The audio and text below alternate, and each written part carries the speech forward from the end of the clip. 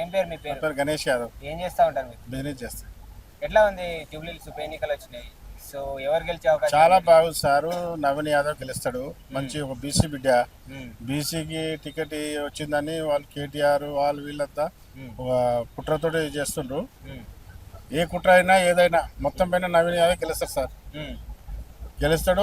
వాళ్ళు టీఆర్ఎస్ వాళ్ళు కూడా మేము గెలుస్తాము అని చెప్తున్నారు కదా. ఎక్కడ సార్ ఎన్ని రోజులు వచ్చింది బీఆర్ఎస్? మా 20 years అంతకుముందు చేసిందంతా కాంగ్రెసే కదా సార్. ఉమ్, ఉమ్, 10 years అన్నీ అయిపోయినాయా? ఏం డెవలప్ అయింది?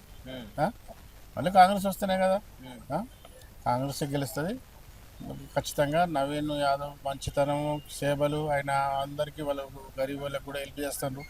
చాలా మంచి పేరు వచ్చింది ఉంది. బాగానే ఉంది సార్. బాగానే గెలుస్తాడు.